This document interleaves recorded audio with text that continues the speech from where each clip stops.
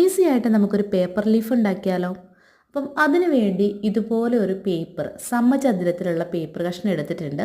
അതിങ്ങനെ കോണോട് കോൺ മടക്കുക കേട്ടോ. ഇങ്ങനെ മടക്കുമ്പം എക്സ്ട്രാ ഇതുപോലെ കുറച്ച് പേപ്പർ ഉണ്ടാവും. ആ ഒരു വശം നമ്മളിങ്ങനെ കട്ട് ചെയ്ത് കളയണം കേട്ടോ. ഇതുപോലെ ത്രികോണാകൃതിയിലാക്കി എടുക്കുക.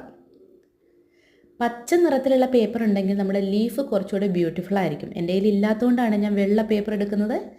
അതിനുശേഷം അതിൻ്റെ ഒരു വശം, ആ നീളമുള്ള വശം ഇതുപോലെ ഏറ്റവും വീതി കുറച്ച് മടക്കാൻ പറ്റുന്ന പോലെ മടക്കുക കേട്ടോ. അങ്ങനെ മടക്കുമ്പോഴായിരിക്കും നമ്മുടെ ലീഫിന് ഭംഗി ഉണ്ടാവുക. അതുപോലെ തന്നെ തിരിച്ചും നമ്മൾ മടക്കിയെടുക്കുക. അങ്ങനെ ആ ഒരു ത്രികോണ ഷേപ്പ് തീരുന്നിടം വരെ അങ്ങോട്ടും ഇങ്ങോട്ടുമായിട്ട് മടക്കിയെടുക്കുക കേട്ടോ. മടക്കിയെടുക്കുമ്പോൾ ഇതുപോലെ നീളത്തിൽ നമുക്ക് കിട്ടും. ഇനി അതിൻ്റെ സെൻട്രൽ ഭാഗം എടുത്തിട്ട് അകത്തേക്ക് മടക്കിയെടുക്കുകയാണ് ചെയ്യുന്നത് കേട്ടോ. ഇതുപോലെ മടക്കുക.